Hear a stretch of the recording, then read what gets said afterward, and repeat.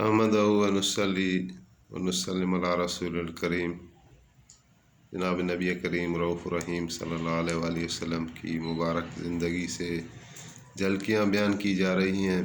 और last episode में हमने बयान किया मीसाक मदीना को, चार्टर ऑफ मदीना, जो यहूदियों के साथ तय हुआ। यहूदियों ने ख़ुद ही पेशकश की और हज़ूर अलैहिस्सलाम ने कबूल फरमाया, और इस तरह ये मीसाक मदीना तय हुआ, जिससे एक मदीना यानी एक दौलत मुश्तरका बन गई और उसके सरबराह जनाब नबी करीम सल्लल्लाहु अलैहि वसल्लम हुए।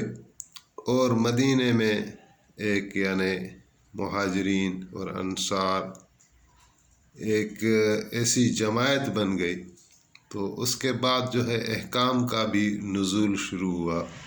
मक्के वाली ज़िंदगी में खाली तबलीग थी और हजूर नमाज़ पढ़ते थे, पढ़ाते थे, लेकिन 5 वक्त की नमाज भी मेराज वाली शब फ़र्ज़ हुई आखिर में जाकर।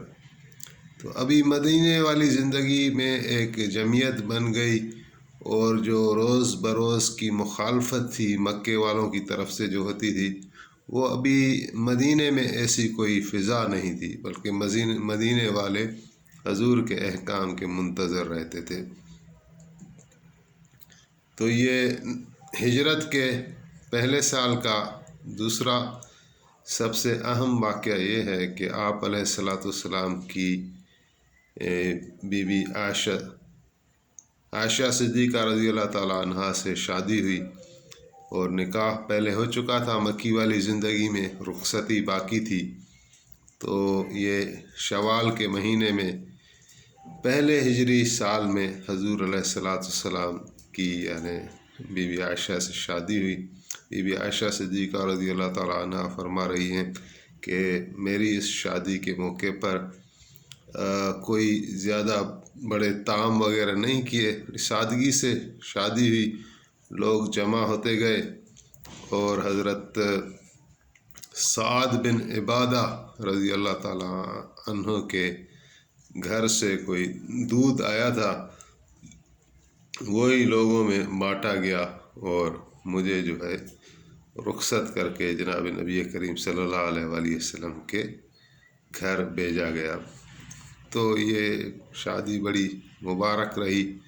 नबी करीम सल्लल्लाहु अलैहि वसल्लम की अज़वाज मुतहरात में बीबी आयशा सिद्दीक़ा रज़ियल्लाहु ताला अन्हा कमसिन थी और कंवारी थी।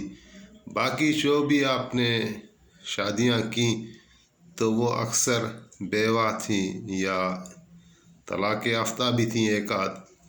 तो लेकिन बीबी आयशा सिद्दीक़ा वाहिद बीबी है जिसको ये शान फजीलत हासिल है कि वो कंवारी बीबी थी और नबी करीम सल्लल्लाहु अलैहि वसल्लम को महबूब तरीन बीबी थी।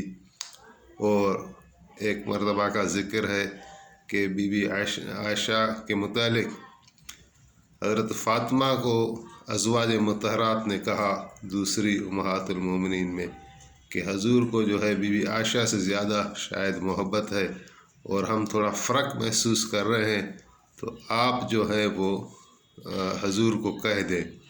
तो बीबी साहिबा ने कोशिश की तो आप अलैहिस्सलाम ने उसका ये जवाब दिया था कि हाँ, आयशा सिद्दीक़ा मुझे सबसे ज़्यादा ही महबूब है, और क्यों ना हो कि वो अबू बकर की बेटी है। तो बीबी साहिबा के बहुत बड़े फ़ज़ाइल आए हैं, और एक हदीस में है कि नबी अलैहिस्सलाम ने फरमाया कि मेरा यानी एक इल्म का हिस्सा आयशा सिद्दीक़ा से सीखो। और बीबी साहिबा से 2000 से भी ज़्यादा अहादीस नकल की गई हैं। और वफ़ात के वक्त जो है नबी करीम सल्लल्लाहु अलैहि वसल्लम बीबी साहिबा के साथ ही थे, और वहीं आपकी वफ़ात हुई। बीबी आयशा सिद्दीक़ा रज़ियल्लाहु ताला हजूर के साथ। और बीबी साहिबा को एक शरफ़ ये भी हासिल है कि एक मरतबा आप अलैहिस्सलाम ने फरमाया कि आयशा, मुझे पता लग जाता है कि कब तुम मुझसे राज़ी हो اور کب تم مجھ سے ناراض ہو؟ تو بیوی عائشہ صدیقہ پوچھنے لگی یا رسول اللہ وہ کیسے؟ تو آپ نے فرمایا جب تم مجھ سے راضی ہوتی ہو تو تم کہتی ہو کہ رب محمد کی قسم ہے مجھے محمد کے رب کی، اور جب تم ناراض ہوتی ہو خفا ہوتی ہو تو تم کہتی ہو ابراہیم کے رب کی قسم، موسیٰ کے رب کی قسم۔ تو یہ بی بی صاحبہ کا شان ہے کہ حضور نے ایسے جملے کہے کہ یعنی اب ان کی رضا کے طلبگار ہوئے، اور یہ میرے خیال میں ان کی شان ہے کہ حضور نے ایسے مبارک الفاظ ان کے لیے کہے، ان کی حوصلہ افزائی کی اور اپنے محبت کا اظہار فرمایا، اور بہت سارے واقعات ملتے ہیں۔ تو بہرحال اس کے بعد جو ہے وہ اہم ترین واقعہ آتا ہے پھر حضرت سلمان فارسی کا ایمان لے آنا۔ حضرت سلمان فارسی کے کب ایمان لائے؟ ہو سکتا ہے واقعات آگے پیچھے ہوں، لیکن میں نے عرض کی تھی کہ جس طرح سیرت مصطفیٰ میں لکھا ہوا ہے تو اس کو بیس بنا کر ہم آگے چل رہے ہیں۔ تو وہاں پر بیوی عائشہ صدیقہ رضی اللہ تعالیٰ عنہ کے شادی کے بعد جو واقعہ درج ہے وہ یہی ہے کہ حضرت سلمان فارسی کا جو سفر ہے ایمان اور اسلام کی جانب اور پیغمبر اسلام کی جانب وہ بڑا دلچسپ ہے۔ تو اسی کو بیان کرتے ہیں کہ حضرت سلمان فارسی نے فرمایا کہ وہ ایک شہر میں رہتے تھے، شہر کا نام تھا اصفہان، یعنی فارس کا، ایران کا کوئی شہر تھا، اور وہ ایسے فیملی میں پیدا ہوئے تھے جہاں وہ آگ کی پوجا کرتے تھے، ان کے والد آگ کی پوجا کرتے تھے، تو حضرت سلمان فارسی بھی وہی کرتے تھے۔ باپ ان کو زیادہ محبت کرتا تھا اور کام کاج کے لیے یہ یعنی اپنی زمین میں جایا کرتے تھے۔ تو ایک مرتبہ جب واپس آ رہے تھے تو ایک کلیسا تھی جس میں عیسائی تھے، نصرانی، اور وہ انجیل مقدس کی تعلیم کر رہے تھے، پڑھ رہے تھے۔ تو حضرت سلمان فارسی کو ان کی آواز نے تھوڑا اٹریکٹ کیا، وہ اندر چلے گئے تو انہوں نے بٹھا لیا، اور جب الہامی کلام سنا انجیل کا تو بڑے متاثر ہوئے اور ان کا دین قبول کر لیا، اور جب واپس آئے تو یہ بات پوری کی پوری اپنے والد کو بتا دی۔ تو والد صاحب اس کا جو ہے وہ اس سے محبت کرتا تھا اور اس کے ان افعال سے تھوڑا پریشان ہو گیا کہ یہ جو ہے عیسائی نہ بن جائے، تو تھوڑی یعنی کھینچا تانی رہی۔ بعد میں حضرت سلمان فارسی نے یہ ذہن بنایا کہ میرا باپ مجھے اپنا دین چھوڑنے نہیں دے گا، یا جو دین میں اپنانا چاہتا ہوں نصرانیت کا اس پر یہ چلنے مجھے نہیں دے گا۔ تو اس کلیسا والے عیسائیوں کو کہا کہ میں یہ دین سیکھنا چاہتا ہوں۔ اس کے اندر جو ہے نا ایک طلب تھی، تڑپ تھی، بے انتہا طلب اور تڑپ تھی حضرت سلمان فارسی کی، جو اس واقعے سے ہمیں نظر آئے گی۔ تو آپ نے ان عیسائیوں کو کہا کہ میں اپنا شہر گھر چھوڑنا چاہتا ہوں، مجھے آپ کسی اور شہر بھیج دیں جہاں میں وقف ہو کر یہ تعلیم حاصل کروں دین کی، اور اس میں وقت صرف کروں، محنت کروں، قوت لگاؤں، اور یعنی اللہ کی رضا میں حاصل کروں۔ تو انہوں نے کہا ٹھیک ہے، اور یہ پھر واپس آئے، دل کے ایسے سچے تھے، اور باپ کو بھی یہ سارا قصہ بتا دیا۔ تو باپ نے اس کو زنجیروں کے ساتھ بند کر دیا، جب وہ باہر جاتے تھے تو اس کو لگا جاتے تھے زنجیر کہ ایسا نہ ہو کہ یہ نکل جائے۔ لیکن وہ جب قافلہ آیا جو شام جانے والا تھا تو کلیسا والوں نے کوئی بھیجے لوگ حضرت سلمان کے پاس کہ آنا ہے تو آ جاؤ۔ تو حضرت سلمان فارسی بھی کسی طرح وہ زنجیریں چھڑا کر ان قافلے والے کے ساتھ مل گئے اور اپنا شہر چھوڑا اصفہان والا، اور شام کی طرف روانہ ہو گئے۔ شام میں جب وہاں پہنچے ہیں تو اس کو ایک کلیسا والوں نے حوالے کیا، وہاں کا جو راہب تھا، اسقف نام تھا اس کا، کہ یہ تمہاری خدمت کرے گا اور اس کو بھی دین سکھاؤ۔ تو تو حضرت سلمان فارسی اس کے ساتھ رہنے لگے، لیکن اس کو جب قریب سے دیکھا تو وہ شخص ایسا تھا کہ جب لوگ آتے تھے اس کو صدقے وغیرہ کے مال دیتے تھے کہ غریبوں میں تقسیم کرنے کے لیے ہیں یا دین کی خاطر، تو وہ ان کو تقسیم نہیں کرتا تھا، جمع کر دیتا تھا۔ اور اس طرح یعنی وہ اندر کا ایک کالا آدمی تھا، لالچی تھا، اور بظاہر وہ پیشوا بنا ہوا تھا مذہب کا۔ تو حضرت سلمان کہتے ہیں کہ مجھے اس سے نفرت ہو گئی اس کے ارکان دیکھ کر، لیکن چونکہ یہ نئے تھے، اپنا گھر بار سب کچھ چھوڑ کر ان کی خدمت میں رہنے لگے تھے، تو ان کو کچھ کہہ نہیں سکے۔ لیکن کچھ دنوں کے بعد جب اس کا انتقال ہو گیا اسقف کا، تو جماعت والے لوگوں کو اس نے بتایا کہ یہ اس کا اتنا اتنا مال ہے۔ تو 7 مٹکے تھے وہ سونے کے اس نے بھرے ہوئے تھے، اور وہ حضرت سلمان فارسی نے ان کو دکھائے۔ تو وہ لوگ اس پر بڑے ناراض ہو گئے اور اس کی میت کو دفن نہیں کیا، بلکہ سولی پر چڑھایا اور اس کو رسوا کیا۔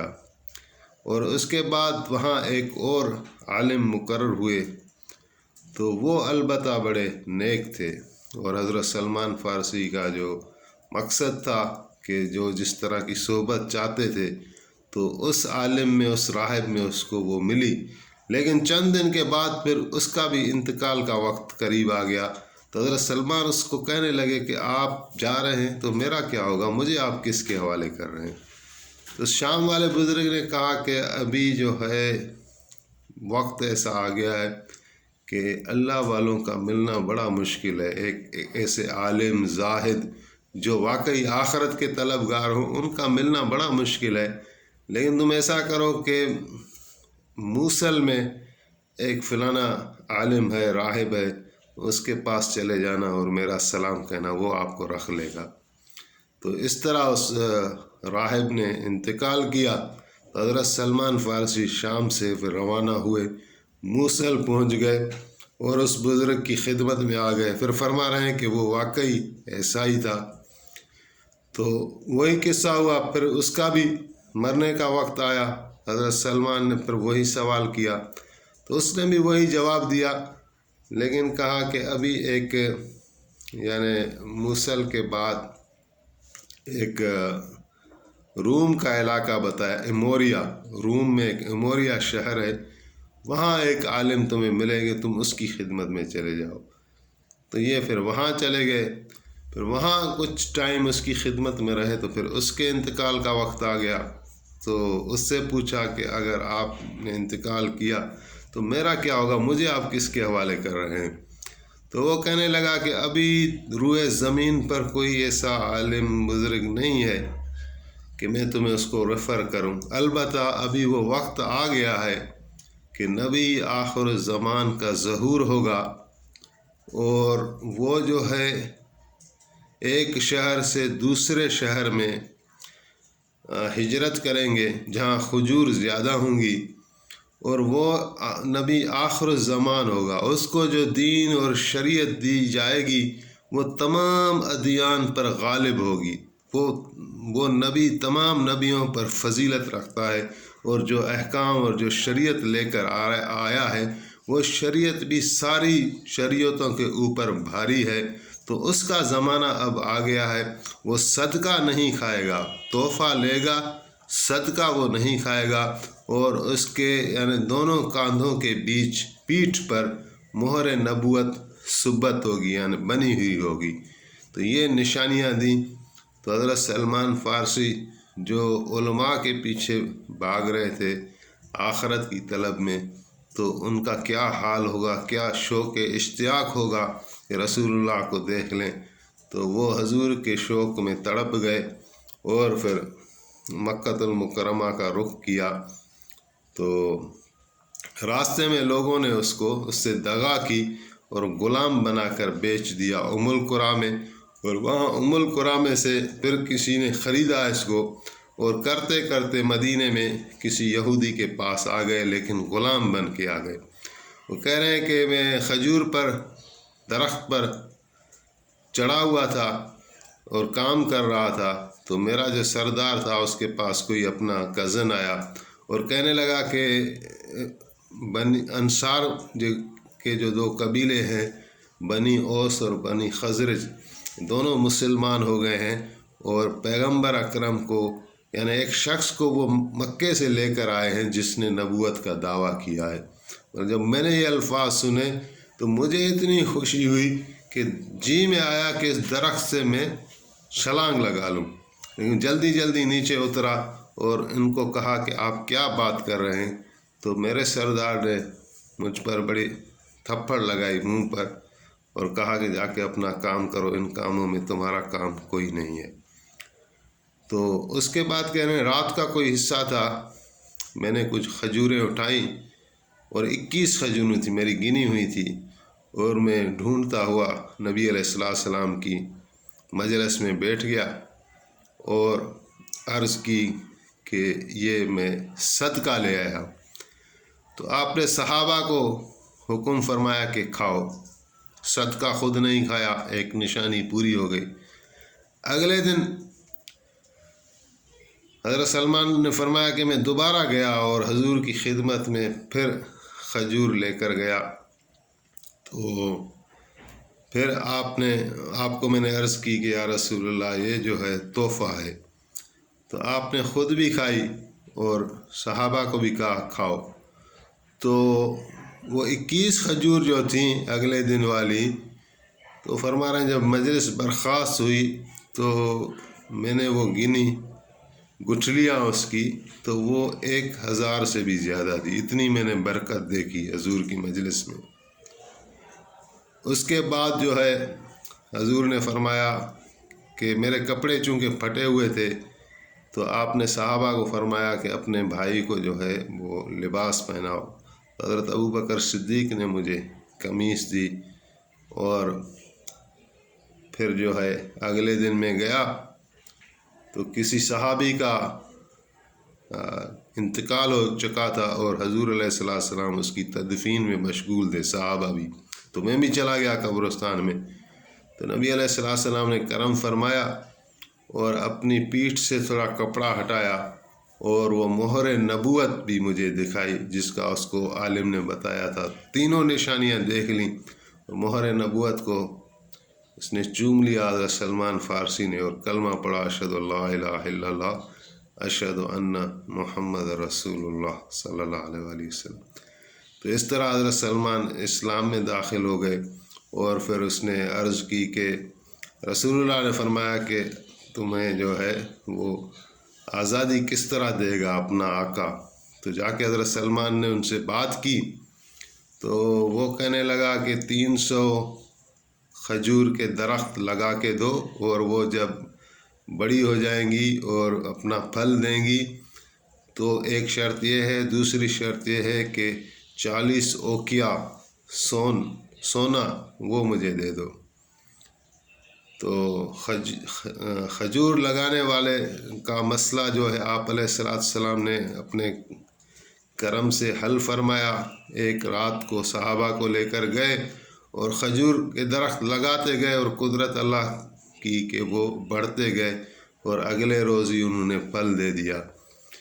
اور باقی رہا سونے کا مسئلہ، اتنا سونا کہاں سے آئے؟ تو ایک غنیمت کے مال کا یعنی جمع ہونا حضور کی بارگاہ میں جب ہوا تو اس میں تھوڑا سونا بھی تھا، لیکن سونا وہ 1 اوقیہ تھا، اوقیہ لکھا ہوا ہے، وہ کوئی پیمانہ ہے۔